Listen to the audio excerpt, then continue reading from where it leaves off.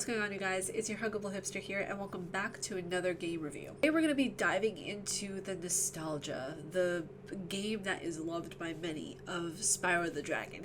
Now, when I was looking at games to review for the Switch, since I wanted to up my Switch collection, I found this gem, and I know this is also available on console and PC as well, so if you guys want to play it, there are many options. I'm going to say this right off the bat because I don't want people going into the review thinking, oh, does she like it? Does she not like it? I did not like this game whatsoever.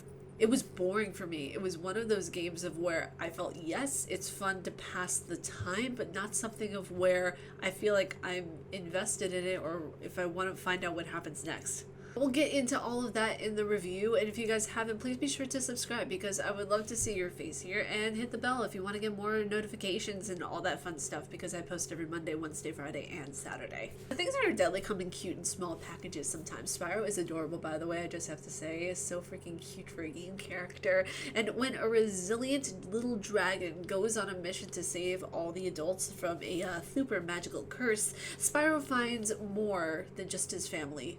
He finds himself. Insert ooh-woo and, you know, cute things here. Through troublesome controls, repetitive gameplay, and a storyline that is just, it's lacking in creativity, it's still something powerful to be said about the, you know, the nostalgia that people have with this game and our young one, Spyro the Dragon. You have to find all the dragons.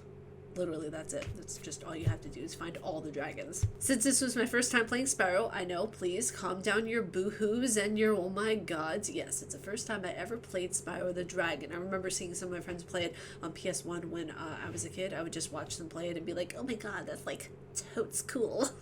I didn't know how to say totes cool back then. I just said, you know, cool. Since this was my first time playing the game, I was excited to dive into this cult classic of the adorable little dragon who seemingly takes on more than he can chew.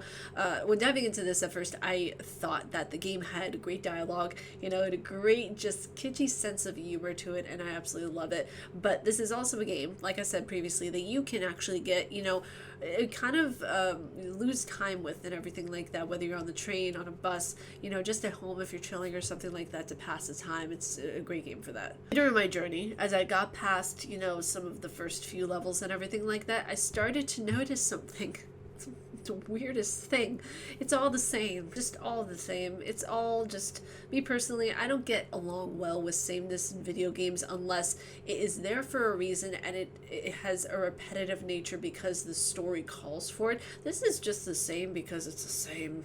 Don't get me wrong, this is the one game from the Reignited trilogy that everyone was telling me, oh, you're gonna like the other two better, you're gonna like the other two better. I wanted to wait and see for myself, to be perfectly honest with you guys, because I don't take what people say for face value, as you guys know about me. So I wanted to be like, okay, let me wait, let me see, let me play, and people were right, you know, it's not as good as it is chalked up to be when we were 5. Now, don't get me wrong, there are things that I really actually genuinely enjoyed about the game, like how, you know, interesting some of the placements were for the dragons. I thought that was really cool, and how you had to, like, I think it was in the treetop section of how you had to go around with the supercharge to get the last dragon. I thought that was just so cool. It was really, really awesome to see how they hid certain dragons and how they made, you know, some of the things where you had to get the egg from little, you know, blue Smurf thing. I don't know what that thing is called, but it's a blue Smurf thing. You had to get the eggs from. I thought that was really cool to do that. Now, Spyro for many is a game that is filled to the brim with nostalgia, right? Is a game that is hidden behind the guise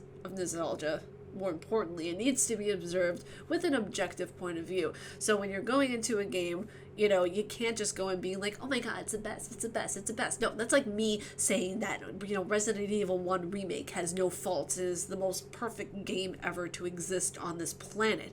It's not. We know this. The dialogue in the first Resident Evil game lacks tremendously. It's overdramatic for no reason, and we still love it. Why? Because we grew up with it. It's, you know, part of our childhood. You know, it's something that we genuinely love because for me personally, at least, that's the game that made me the gamer that I am today. You know, it's what made me fall in love with the job that I have. It's what made me understand that, you know, you don't always have to stick to a code. You know, you can do things in life that are kind of outside the box in a way. So for me personally, it was the game that really sparked my imagination and creativity. So is the game the best, is Resident Evil 1 the best game ever to exist? No, but it's, pretty damn close because of the way that it opened doors for other types of horror games like The Evil Within or Outlast or, different PlayStation games. I feel, it's really interesting to see how nostalgia for a lot of people, including myself, I'm not exempt from this, of how nostalgia really coats our decision in gaming and how it makes us more susceptible to, love certain games over another. Love our childhood games, not because they may be good, but because they hold special memories for us. The same goes for those who love Fallout 3, we can say easily that people really love the Fallout series, especially the earlier games like Fallout 3, 2, and especially 1, because they are coated in nostalgia, because they are, for a lot of people, they're some of their first games that they ever played. I'm going to say this right off the bat, the controls for this game were just god-awful. My god, I am so frustrated with those controls. I get reminded of certain games whenever I see those controls. I get reminded of Fallout 3 when I see those controls. But yeah, these controls on the Switch, for me personally, they lacked in desirability. They were just all over the place. When I would jump, it would be difficult to gauge how far he would land. Especially when you did the the supercharge. It would be hard to predict of like how far I could run until you like Spyro ran out of room or whatever it was. It was just really weird control work, in my opinion.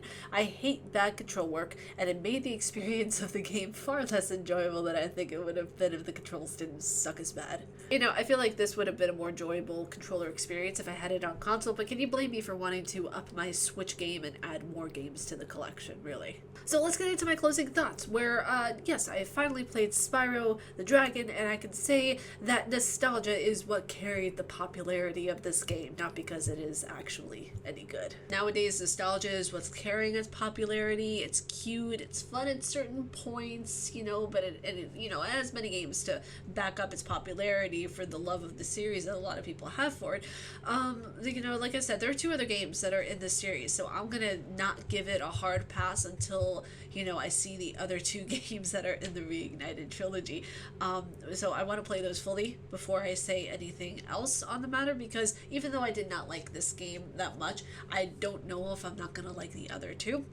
So we'll see about that. So before you say you just love a game with all your might, think for a second if it's you or the nostalgia talking. But you guys, that's it for me. I hope you guys enjoyed this video, and if you guys like my face and what I do, please be sure to subscribe and hit the bell down below, because I make videos every Monday, Wednesday, Friday, and Saturday. And stay casually nerdy. I'll see you all in the next video, which actually, you can see another video of mine right over here. They're there, okay? I have over 1,000 videos that I made, and there's just happens to be one over there. Oh my god, even my coffee is recommending it. That must mean it's good.